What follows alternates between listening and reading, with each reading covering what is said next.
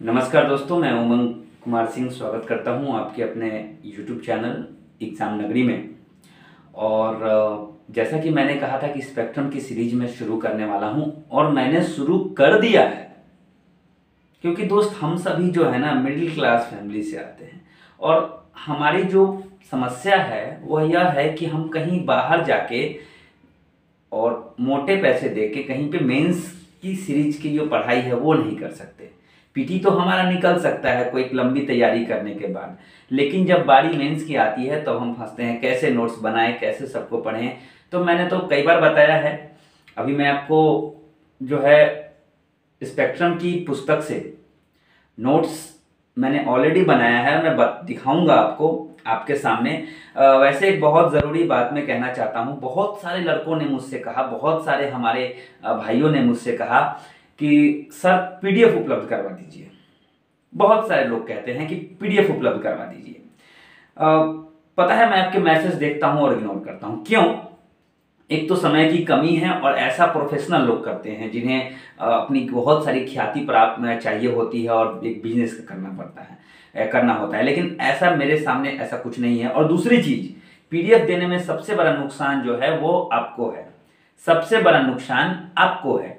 क्या है कि पीडीएफ जब मैं आपको दे दूंगा तो ये कुछ इस प्रकार से हो जाएगा कि मैंने आपको कार दे दी और कार के साथ ड्राइवर दे दिया। अब आप फ्रंट सीट पर बैठिए और मजे लीजिए। ये हो गया, मैंने आपको पीडीएफ दे दिया, कुछ ऐसा होगा। लेकिन जब आप नोट्स खुद बनाएंगे और जब बेहतर एक पीडीएफ डॉक्यूमेंट से बेहतर नोट्स आप खुद से बनाएंगे तो एक तो आपको बढ़िया याद होगा और दूसरी चीज कि आपने अपने हिसाब से जो नोट्स बनाया है वो आपको ज्यादा समझ में आएगा। तो ये कुछ ऐसा होगा कि आपको खुद कार चलाने को मिल गई, आपने खुद सीखा, खुद चला रहे हैं, खुद से कंट्रोल कर रहे हैं। तो कभी भी कंट्रोल्ड मत होइए, कंट्रोलर बनिए, कंट्रोल कीजिए, ना कि खुद कंट्रोल होइए। बहुत सारे नोट्स बाजार में मिलते हैं। आजकल तो ऐसे इंस्टीट्यूट वाले हैं कि आपको नोट्स घर पे भेज देते हैं। दूसरे के बनाए हुए नोट्स से कब तक पढ़ोगे दोस्त? आपको जो है अपने नोट्स बनाने हैं और खुद पढ़ना है। और मैं गारंटी देता हूं कि आप नोट्स बनाएंगे भी, आपको याद भी होगा और आपका एग्जाम भी क्लियर होगा। मैं भी पढ़ रहा हूं, मेरे साथ आप लोग पढ़िए, हम सब मिलकर पढ़ेंगे और अपनी तैयारी को एक नया आयाम, एक नई दिशा देंगे। तो देखिए, मैंने क्या किया है कि स्पेक्ट्रम में जो है कई अध्याय हैं, कई अध्याय हैं। शुरू का जो दो अध्याय है वो क्या है, उसमें बताया गया है कि इतिहास में जो चीजें हैं वो कहां से ली गई है। यानी इतिहास को जो लिखा गया है, इसमें इस बुक के अंदर आधुनिक भारत का इतिहास लिखा गया है। किस आधार पर लिखा गया है? इतिहासकारों की लिखित विवरण पे, या फिर किसी साहित्यिक पुस्तक से जो कि किसी लेखक ने लिखी है उसके आधार पर, बहुत सारे ऐसे विवरण उनके आधार पर। तो दो तो ऐसे ही निकल गए। तीसरा अध्याय अगर आप देखेंगे इस बुक में, तो तीसरा अध्याय जो है वो शुरू होता है आपका इकाई 2 में। तीसरा अध्याय है भारत में यूरोपियों का आगमन। तो भारत में यूरोपियों का आगमन जो है वहां से हम लोग इस बुक को शुरू करेंगे और पूरे आधुनिक भारत का इतिहास हम लोग पढ़ जाएंगे। पेज नंबर मैं आपको बताता हूं 21 है स्पेक्ट्रम की। एकदम ऐसे ही लाइव पढ़ेंगे, स्पेक्ट्रम की बुक साथ में रखिएगा तब पढ़िएगा। अभी हम लोग इसको खत्म करेंगे, आज ही के दिन इस अध्याय को हम लोग पढ़ लेंगे। तो भारत में यूरोपियों का आगमन, आइए शुरू करते हैं बिना समय गंवाए हुए और बिना ही जो है 1 मिनट भी वेस्ट किए हुए। मैं लेके चलता हूं अपने नोटबुक पर। मैंने किस तरह से जो है इस 12-13 पेज के इस अध्याय को बड़े ही कितने 21 से शुरू होता है और 33 तक जाता है, यानी 12 लगभग 12 पेज की ये अध्याय है। अध्याय 3 भारत में यूरोपियों का आगमन। और इसमें मतलब ये पूरा अध्याय भी समाप्त नहीं हुआ। मैंने 12 पेज इसलिए बोला क्योंकि 800 पेज है। 2 महीने में आपको 2-2.5 महीने में आराम से पढ़ेंगे तो खत्म हो जाएगा और अच्छे से याद होगा, नोट्स भी बन जाएंगे। लाइव करके दिखाऊंगा। कितने लोग कहते हैं कि नहीं हो पाएगा सर, मुश्किल है। जो लोग अगर ऐसा कहते हैं आप उनसे कोसों दूर रहिए, क्योंकि उनकी हिम्मत यहाँ पे जो है ना, ये जिगर काम नहीं कर रहा उनका।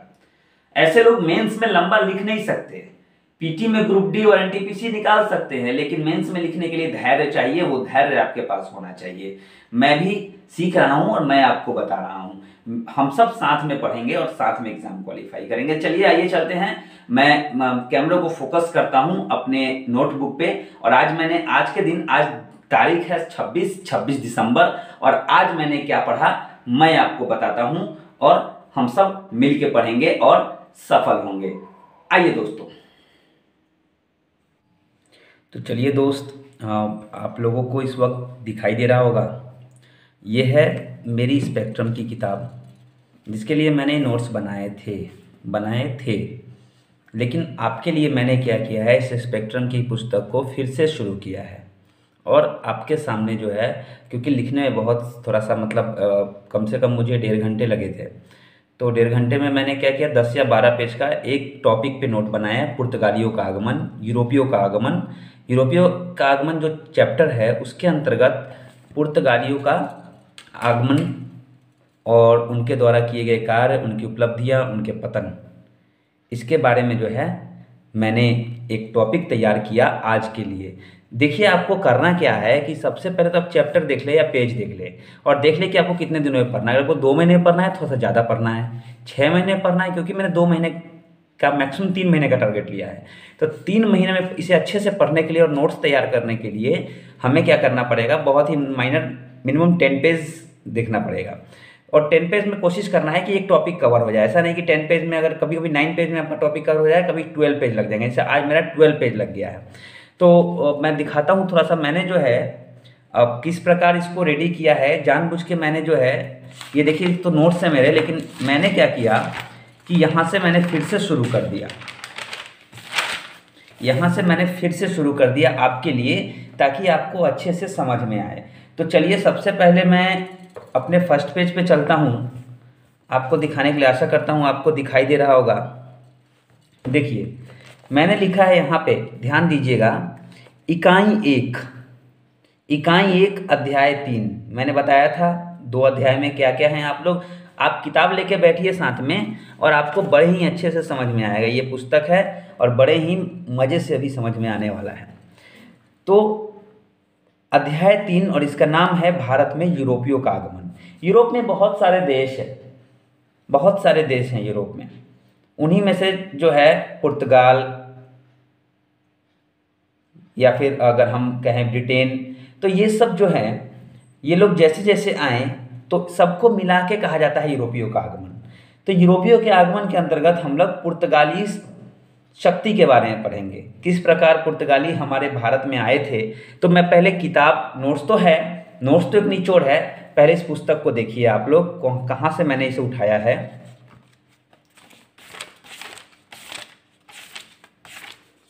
देखिए, ये चैप्टर है आपके सामने, एकदम लाइव दिखा रहा हूं, कोई बड़ी बात नहीं, कोई भी ऐसी फेंकने वाली बात नहीं, बस हमें रियलिटी को फेस करना है, धैर्य रखना है, और आराम से हम लोग पढ़ लेंगे। पेज नंबर 21 से 20 पेज में तो 2 अध्याय बस बताया गया है कि इतिहास कहाँ से लिखा गया है, उनके प्रूफ। लेकिन यहाँ से शुरू होता है इकाई 2 अध्याय 3, यूरोपियों का आगमन एवं ब्रिटिश शासन का सुदृढ़ीकरण। तो इन दोनों के बारे में हमें इस इकाई में पढ़ना है, और अध्याय 3 में हम लोग शुरू करेंगे भारत में यूरोपियों का आगमन। तो देखिए, यहाँ से क्या है कि हमें कैसे पढ़ना है। हमें जब भी आप पढ़ें, मैं सबसे बड़ी चीज़ आपको बताता हूँ, जब भी आप पढ़ें तो आपको बोल बोल के पढ़ना है, मन ही मन नहीं पढ़ना है।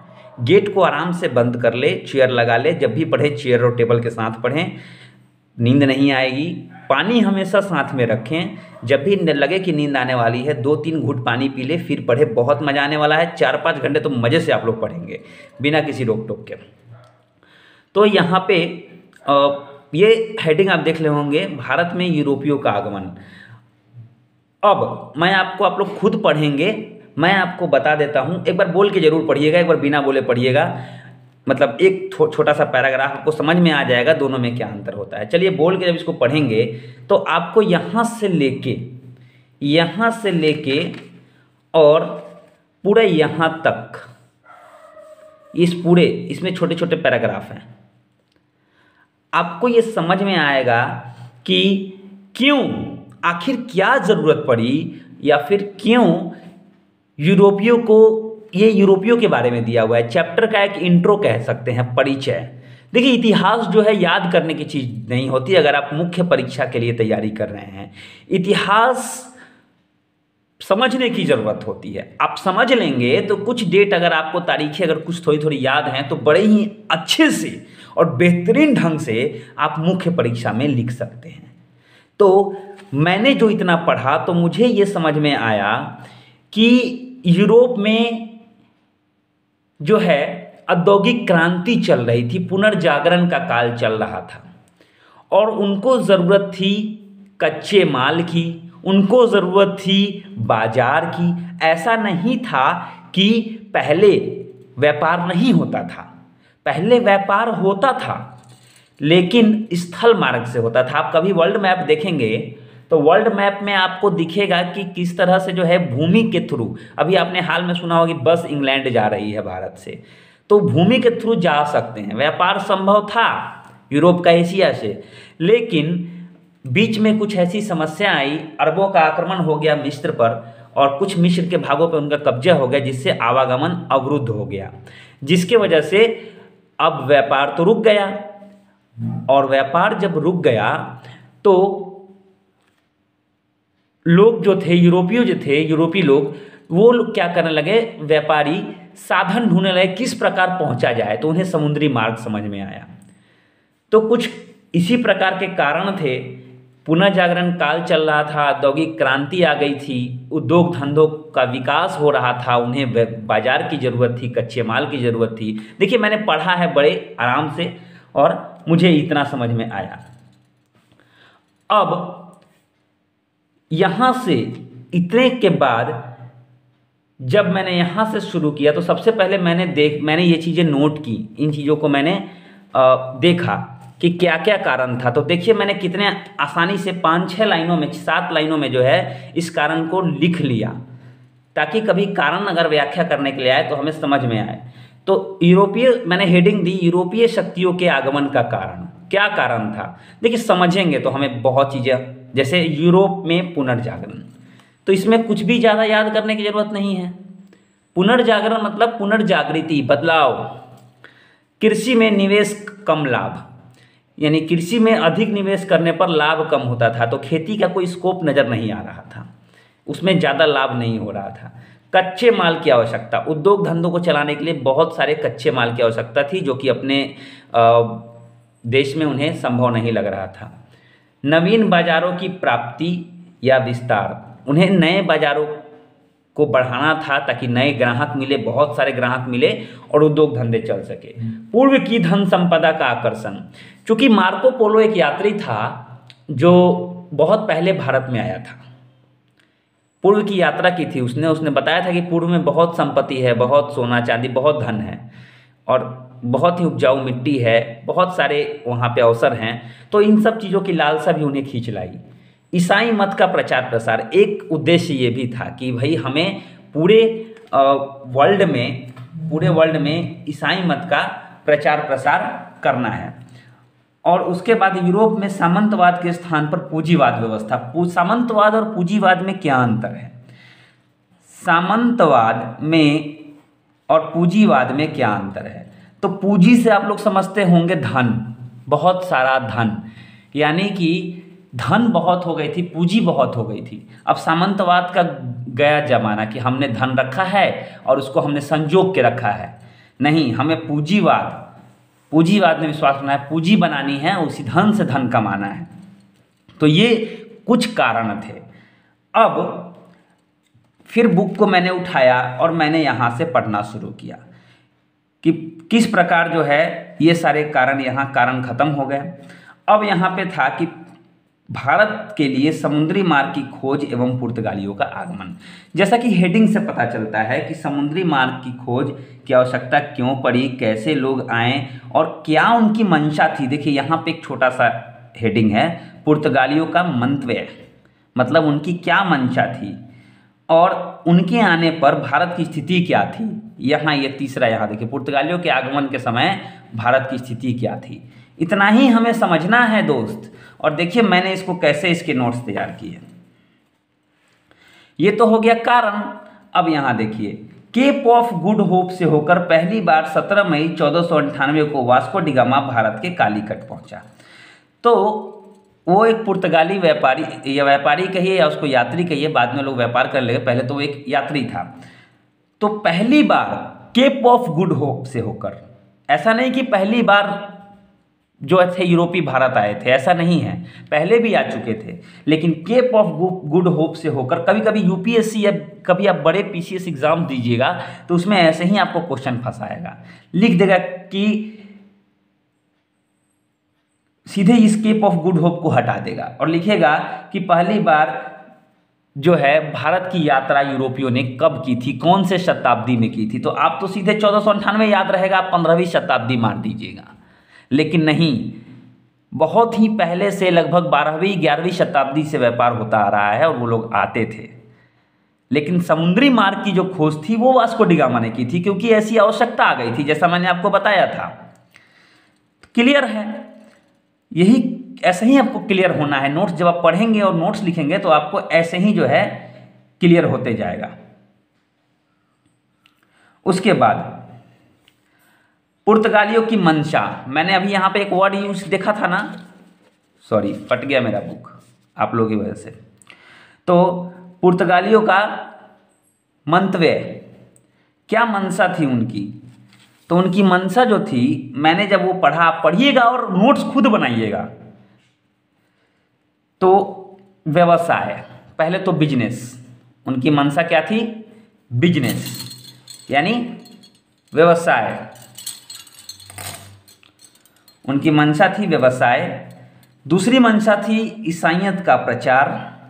तीसरी मंशा थी अरब, जो कि अरबों ने पहले से ही भारत में अपना व्यापार फैला रखा था, वो उनके प्रतिद्वंदी के रूप में थे, उनको बाहर खदेड़ना। उसके बाद पूर्वी व्यापार पर एकाधिकार कायम करना, दोनों एक दूसरे से मिलते हैं, क्योंकि जब खदेड़ देंगे तो एकाधिकार कायम हो ही जाएगा।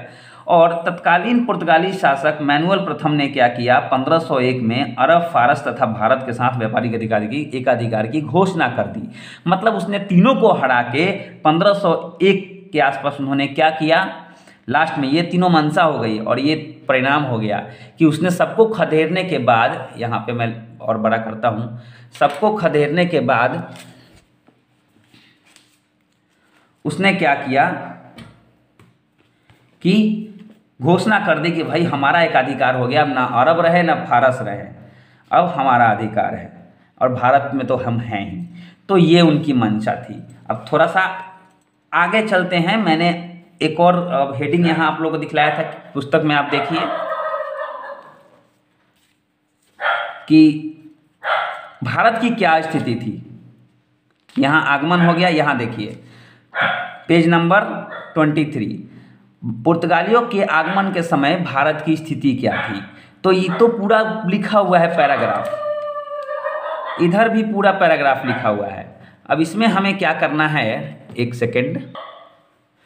तो यहाँ पे जो है इसमें हमें क्या करना है कि हमने बड़े ध्यान से इसको पढ़ना है और कहाँ से प्रेरणा मिली, यहाँ पे अभी प्रेरणा लिखा हुआ है, भारत आगमन की प्रेरणा कैसे मिली, ये तो हमें बड़े ध्यान से उसको बोल बोल के पढ़ना है, हमें ज़्यादा समझ में आएगा। और पढ़ने के बाद फिर हम क्या करेंगे, बुक को साइड में रखेंगे, जो चीज़ें इंपॉर्टेंट होंगी आप बुक में अंडरलाइन कर सकते हैं, मैंने जहाँ तहाँ किया है। तो आपने अंडरलाइन तो कर दिया। अब देखिए मैंने क्या पढ़ा, अब मैं आपको दिखाता हूँ। ये देखिए यहाँ पे भारत की स्थिति क्या थी। गुजरात में एक शासक था जिसका नाम था महमूद बेगड़ा। इसका मैंने जिक्र यहाँ पे इसीलिए किया है कि एकमात्र शासक ऐसा था गुजरात में जो बहुत ही शक्तिशाली था और जिसकी नौसेना शक्ति भी बहुत ही शक्तिशाली थी। तो ये एक प्रबल शासक था। बाकी समस्त भारत छोटी छोटी शक्तियों में बटा था। समस्त भारत जो है छोटी छोटी शक्तियों में बटा था। यहाँ की यहाँ देखिए लिखा है बिखरा साम्राज्य, कोई नौसेना नहीं थी, पूरा साम्राज्य बिखरा हुआ था और कोई नौसेना शक्ति नहीं थी, केवल किसको छोड़ के, गुजरात के महमूद बेगड़ा को छोड़ के। हिंद महासागर से अरब व्यापारी दिवंगत, मैंने यहाँ दिवंगत मतलब तो होता है भाई निकल पड़ना, मृत्यु हो जाना, लेकिन दिवंगत मैंने यहाँ उपयोग इसलिए किया है कि चले गए थे वो, हिंद महासागर में कोई व्यापार वैसा नहीं था। अब मैंने आपको एक और हेडिंग दिखाई थी, भारत आने का अभिप्रेरण। देखिए छोटे चीज़ें लिखनी है जो आपको, जिससे आप समझ सके भारत आने का अभिप्रेरण उनको कहाँ से मिला, यानी क्यों आवश्यकता पड़ी। तो मिस्र तथा पार्सिया पर अरबों का कब्जा हो गया था, यूरोप एवं भारत के मध्य सीधे संचार बंद हो चुके थे, राजकुमारी हेनरी द्वारा समुद्री मार्ग की खोज का अनंत प्रयास किया गया। तो लोगों को लगा 1487 में एक घटना हुई, एक थे बार्थोलोमेओ एक समुद्री यात्री थे, व्यापारी भी थे, एक अच्छे दार्शनिक भी थे। 1487 में उन्होंने क्या किया, दक्षिण अफ्रीका को खोज लिया और उन्होंने उसी को केप ऑफ गुड होप माना। केप ऑफ गुड होप मतलब आशा की एक नई किरण। तो जहां हमें व्यापार के लिए जमीन मिल जाए वही हमारे लिए केप ऑफ गुड होप हो जाएगा, तो उन्होंने उसको माना। तो इससे भी एक प्रेरणा मिली कि भाई मिल सकता है, यहाँ पे ज़्यादा अवसर नहीं थे लेकिन ऐसे अवसर मिल सकते हैं, ऐसी संभावना है। तो ये कुछ बातें थी जिनसे उन्हें प्रेरणा मिली। अब देखिए यहाँ पे फिर मैंने बुक उठाया और फिर से मैंने पढ़ना शुरू किया। मैं ऐसे ही आपसे रोज नोट शेयर करूँगा और देखते देखते ये बुक खत्म हो जाएगी। बस आप लोग बने रहिए, दोस्तों में शेयर कीजिए, ज़्यादा पीछे छूट जाएंगे तो फिर छूट जाएंगे।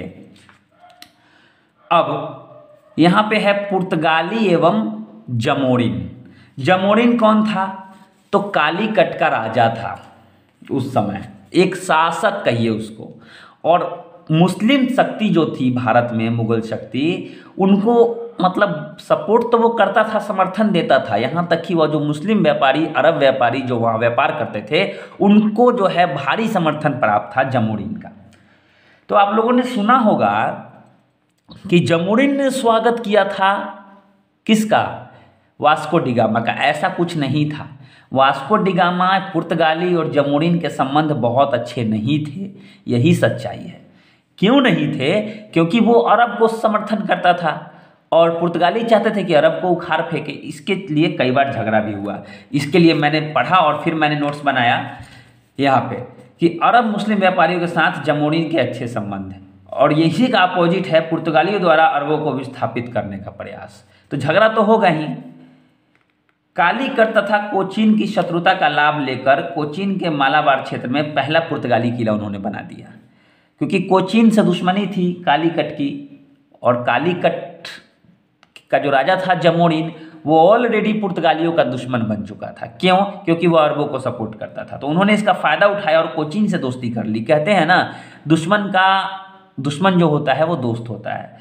तो कोचीन से दोस्ती कर ली और उसी के सहयोग से मालाबार क्षेत्र में एक किलेबंदी कर डाली। तो भारत में सबसे पहली किलेबंदी जो थी वह, मैं व्यापारी कोठी नहीं कह रहा हूँ, पहली बार किलेबंदी जो है मालाबार में पुर्तगालियों ने की थी। उसके बाद हम लोग सभी के बारे में एक एक करके पढ़ेंगे, लेकिन इसका एक पार्ट है कि 1510 में उन्होंने क्या किया, गोवा पर अधिकार कर लिया और वहाँ पर एक प्रशासनिक केंद्र खोल दिया। उसके बाद पुर्तगाली ने पूर्वी समुद्री क्षेत्र के एक छत्र बादशाह हो गए तथा एस्तादो ऑफ इंडिया कहलाए। कभी आता है क्वेश्चन कि एस्तादो ऑफ इंडिया का अर्थ क्या है, तो कई सारे ऑप्शन आएंगे, लेकिन एस्तादो ऑफ इंडिया मतलब होता है भारत का बादशाह, भारत का व्यापारिक बादशाह, व्यापारिक दृष्टि से, है ना। तो एस्तादो ऑफ इंडिया मतलब कि व्यापार की दृष्टि से वहां का बादशाह, एक छत्र राज्य था उनका। तो ये हो गया। देख कितने आराम से हमें समझ, आप जब पढ़ेंगे तो आपको बहुत अच्छे से समझ में आएगा। अब यहाँ पे किस प्रकार उन्होंने अपना जो है क्षेत्र विस्तार किया, हालांकि ज़्यादा क्षेत्र विस्तार नहीं किया, उन्होंने पूरी तरह जो है कहाँ ध्यान दिया, उन्होंने ध्यान दिया व्यापार पे। ये उनका एक पतन का कारण भी था। तो यहाँ पे विस्तार की रणनीति, जिसमें अलग अलग गवर्नर के बारे में बताया गया है, किस तरह उन्होंने गोवा पर कब्जा किया, एक इतना बड़ा पैराग्राफ यहाँ पे भी है पेज नंबर 26 में, और किस तरह उन्होंने जो है व्यापार पर अपना प्रभुत्व जमाया। तो यहाँ पे जो है हम लोग इतना पढ़ने के बाद जब आप पढ़ेंगे तो यहाँ पर देखिए मैंने कैसे इसका नोट्स बनाया है, आप लोग ध्यान देंगे। मैं नेक्स्ट पेज में चलता हूँ।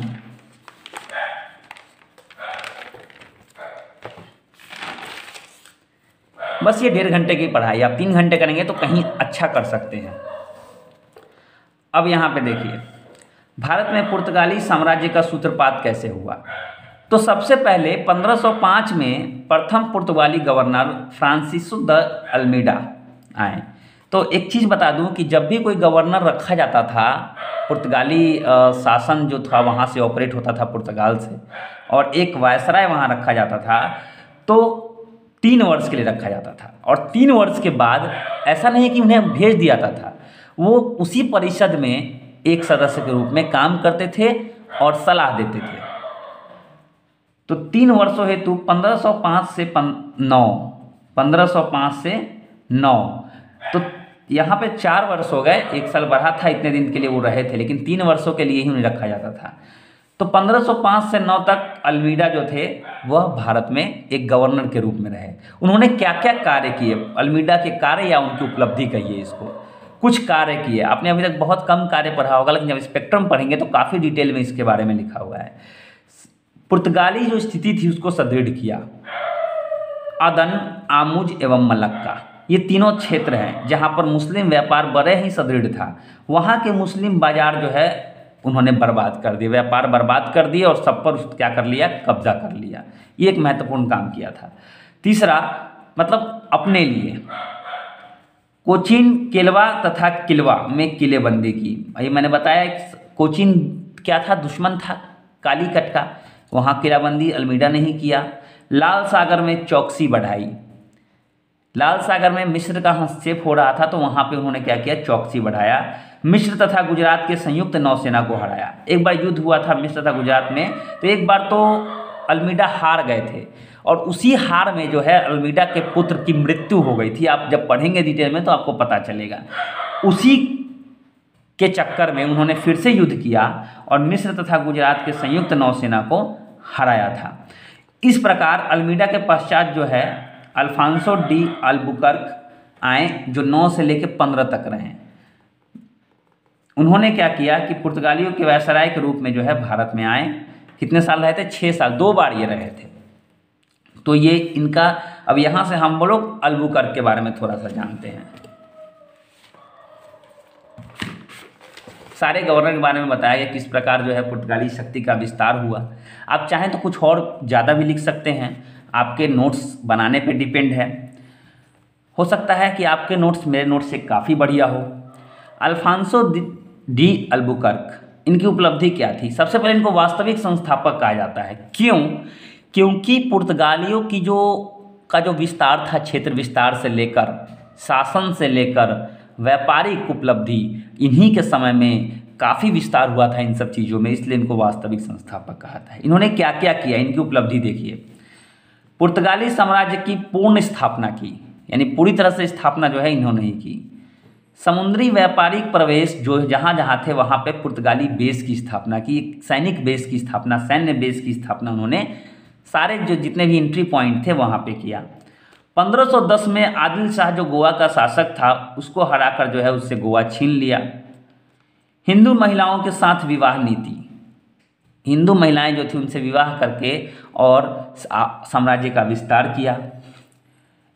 इनके समय पुर्तगाली एक मजबूत नौसैनिक शक्ति बने, नौसेना को उन्होंने काफ़ी सुदृढ़ किया। 1511 में क्या किया था, मलक्का पर पुर्तगाली प्रभुत्व कायम कर लिया। पहले मलक्का कोचीन के अंतर्गत था, उन्होंने उस पर भी अपना अधिकार कायम किया। पश्चिम भारत के विभिन्न हिस्सों का दुर्गीकरण किया, यानी दुर्ग बनाए, जहाँ तहाँ किलेबंदी की। तो ये सारे प्रयास बहुत ही महत्वपूर्ण थे अल्बुकर्क के द्वारा, इसलिए जो है इनको वास्तविक संस्थापक कहा जाता है। और उन्होंने क्या किया कि और भी कुछ चीज़ें थी, जैसे भारत में पुर्तगालियों का व्यापारिक प्रभुत्व, इसमें एक हेडिंग है। एक कार्टेज व्यवस्था थी, आपने पढ़ा होगा कार्टेज व्यवस्था। इसमें क्या था कि जैसे कि अगर मैं भारतीय हूँ और मुझे जहाज भेजना है समुद्र में, चाहे वह कार्गो जहाज हो चाहे वह मछली मारने के लिए हो, हमें आदेश लेना पड़ेगा पुर्तगालियों से। अगर आपने आदेश नहीं लिया तो वो लोग उस पर हमला करेंगे और पूरा सामान लूट लेंगे। तो यही थी कार्टेज व्यवस्था। भारतीय जहाज़ों को पुर्तगाली वायसराय से आज्ञा लेनी पड़ती थी, यही कार्टेज व्यवस्था थी। वस्तु विनिमय के लिए वो लोग क्या करते थे, पश्चिम से सोना चांदी लाते थे तथा बदले में मसाला एवं कपड़े ले जाते थे। व्यापारिक लाभ का मुख्य स्रोत मसाला था। क्या था? मसाला, दालचीनी, मिर्च, काली मिर्च, ये इसका सबसे ज़्यादा व्यापार हुआ। मसालों के अतिरिक्त वो लोग क्या करते थे, जो एशियाई देश थे, एक देश से दूसरे देश वो लोग सामान का भी आदान प्रदान करते थे, पहुंचाते थे, इसका किराया लेते थे और उससे भी उनको लाभ होता। तो ये सब जो थे उनके कुछ आय के स्रोत थे। तो यहाँ तक हमने पढ़ा। अब थोड़ा सा बुक पे ध्यान देते हैं। इतना के बाद अब हम लोग देखेंगे कि पुर्तगालियों का मुगलों के साथ कैसा संबंध था। जब उनका एक उद्देश्य था, मैंने बताया था कि ईसाईयत का प्रचार, तो उन्होंने मुगलों को अटेम्प्ट किया, मुगलों के पास गए और शुरू में मुगल शासक, चाहे वह अकबर हो या जहांगीर हो, सबने जो है बहुत ही रुचि ली ईसाईयत में। कई सारे, क्योंकि जहांगीर को तो ऐसे ही चित्रकला में बहुत शौक था उनका, तो उसने क्या किया कि चित्रकला में बहुत ही इंटरेस्ट लिया, जिसके वजह से लगा कि पुर्तगालियों के कि हो सकता है कहीं वह बाद में ईसाई बन जाए, और उन्होंने एक अवसर देखा कि मुगलों को ईसाई बना देंगे, लेकिन ऐसा हुआ नहीं। और मुगल क्यों उनको इतना संरक्षण दे रहे थे? क्योंकि उन्हें बहुत सारा हथियार चाहिए था उनसे, वो अपनी शक्ति बढ़ाने के लिए पुर्तगालियों से आधुनिक हथियार लेना चाहते थे। तो ये एक कारण था, दोनों तरफ से अपना अपना लाभ देखा जा रहा था। लेकिन बाद में ना ही पुर्तगालियों ने मुगलों को कोई सहायता दी, ना ही मुगल ईसाई बने। तो यहाँ पे देखिए, मैं एक हेडिंग आपको बताता हूँ, अकबर एवं पुर्तगाली, उसके बाद जहांगीर एवं पुर्तगाली, इसके ऊपर है ईसाइयों के संरक्षण के पीछे राजनीतिक मंशा। क्या मंशा थी मुगलों की, मुगल शासकों की, उसके बारे में दिखाया गया है, और किस तरह जो है अंग्रेज़ों से पुर्तगालियों की शत्रुता हो गई। तो इसके बारे में मैंने क्या नोट्स बनाया अभी आपको दिखाता हूं मैं अगले पेज में।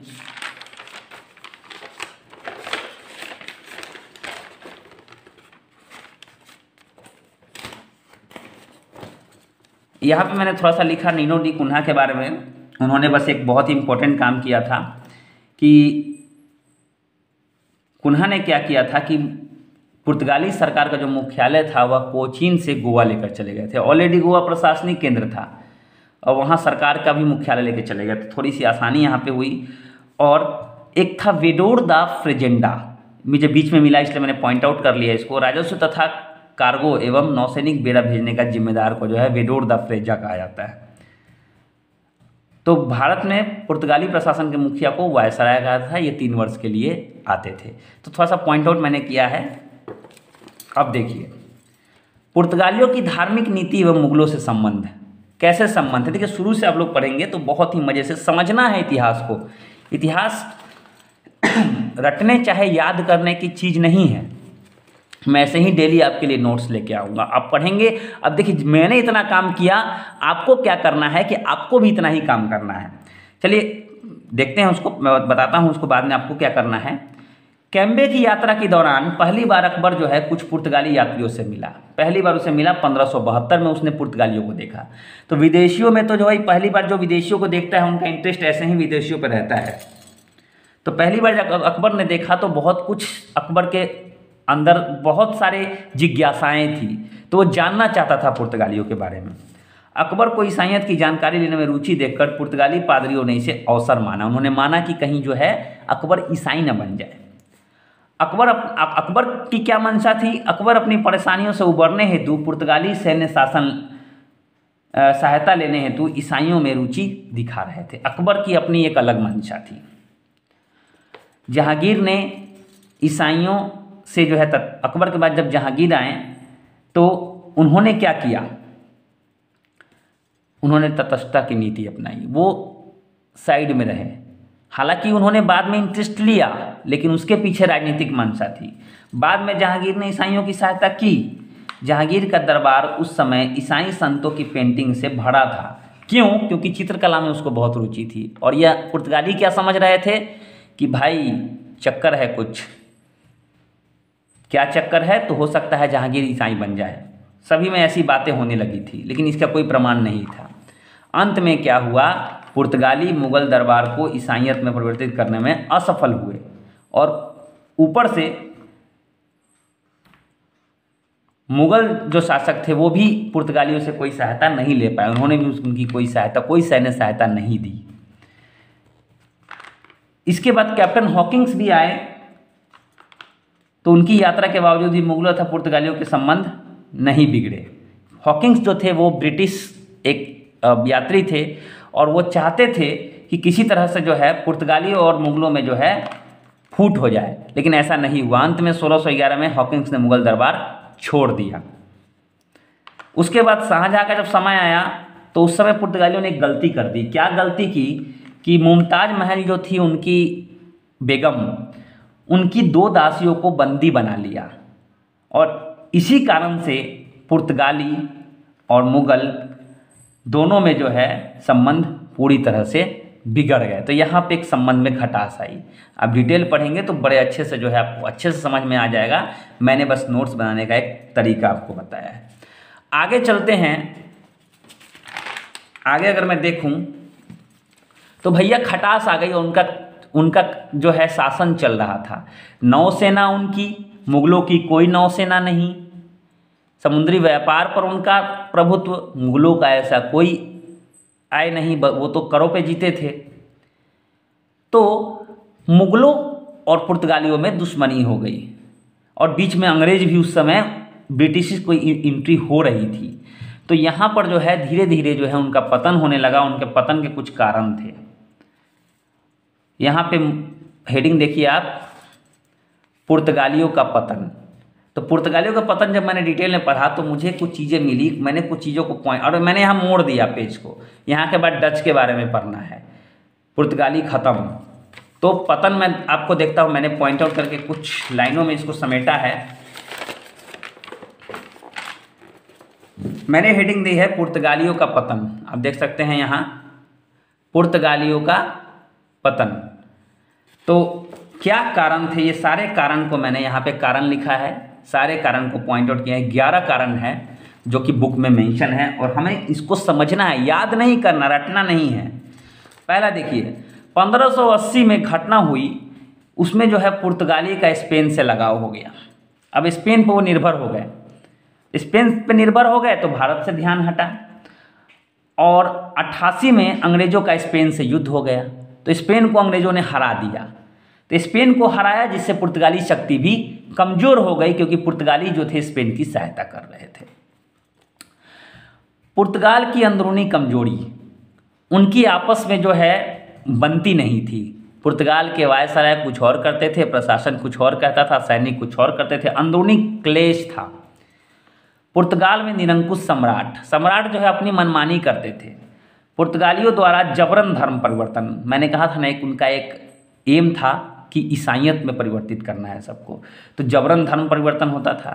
स्वयं को केवल व्यापारिक मुनाफे तक सीमित रखते थे। वो लोग, उन लोग का क्षेत्र विस्तार या भारत को जीतने का कोई मंशा नहीं थी। उनकी मंशा क्या थी कि हमें व्यापार करना है, बहुत सारा मुनाफा कमाना है, बस।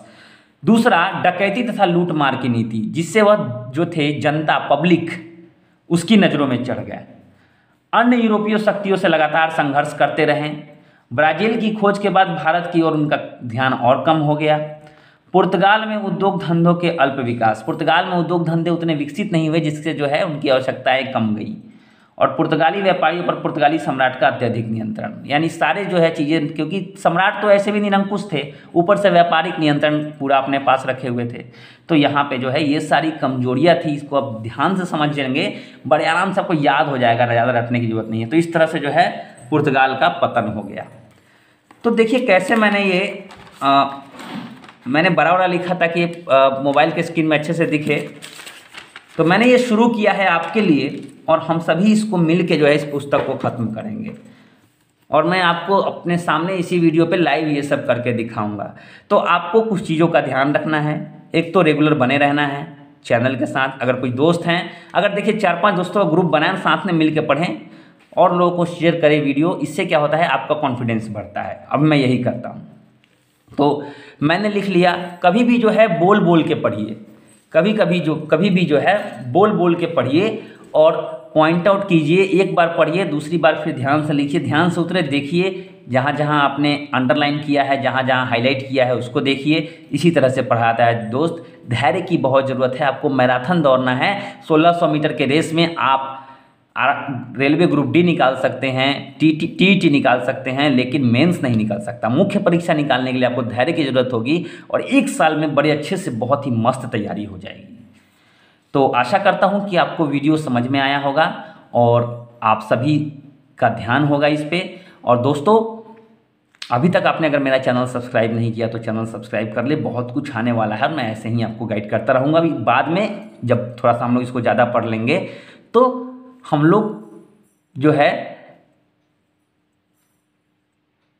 आगे चल के एक लक्ष्मीकांत की बुक है भारतीय संविधान की पॉलिटी, उसको भी हम पढ़ेंगे। पहले हिस्ट्री पढ़ेंगे, उसके बाद बीच में हम लोग पॉलिटी भी स्टार्ट करेंगे। तो पॉलिटी स्टार्ट कर लेंगे तो उसमें कोई हमें समस्या नहीं होगी। तो आशा करता हूँ बहुत ही अच्छे से आपको समझ में आया होगा और आप सभी इससे चिर परिचित होंगे। तो चलिए अब आते हैं अपने फ्रंट कैमरा पर एक बार। तो दोस्तों, आप सबने देखा कि किस प्रकार जो है बड़े ही आराम से मैंने आपको बताया।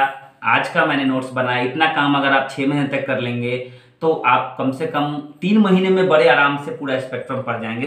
6 महीने में आपका रिवाइज हो जाएगा। यही जो है ताकत होती है निरंतर। आपको 2 चीजें रखनी होगी। एक तो अनुशासन बनाए रखने होगा, यानी रेगुलर पढ़ना होगा, एकदम बिना एक भी दिन गैप किए हुए आपको ध्यान से पढ़ना होगा और इन चीजों को समझना होगा। ये बहुत ही महत्वपूर्ण है। आप बीच में छोड़ेंगे तो फिर खुद छूट जाएंगे, खुद खो जाएंगे आप। तो हमें ऐसा नहीं करना है, हमें समझना है और बड़े ही आराम से हमें इन चीजों को समाप्त करना है और आगे बढ़ना है। इतना सही नहीं होगा। तो आशा करता हूं कि समझ में आएगा। अपने फीडबैक जरूर दीजिएगा और अब मेंस के मुख्य परीक्षा के बारे में डरिए मत। धीरे धीरे करके हम लोग पूरा पढ़ लेंगे और बहुत ही मजे से सारा का सारा नोट्स आप खुद बनाएं। पीडीएफ के चक्कर में ना रहें, आप खुद बनाइए। एक बार बना के तो देखिए, एक चैप्टर तो पढ़ के देखिए, आपको पता चलेगा कि आप में कितनी ताकत है। आप बहुत ताकतवर हैं, बहुत ज्यादा ताकतवर हैं आप। और आप जो पढ़ेंगे वह आपके साथ रहेगा, उसे कोई नहीं छीन सकता। तो थैंक यू सो मच दोस्तों। बहुत रात हो गई है और आज थोड़ा लेट हो गया वीडियो बनाने में। मैं कल सुबह से थोड़ा सा एडिट करके पोस्ट करूंगा। Thank you very much.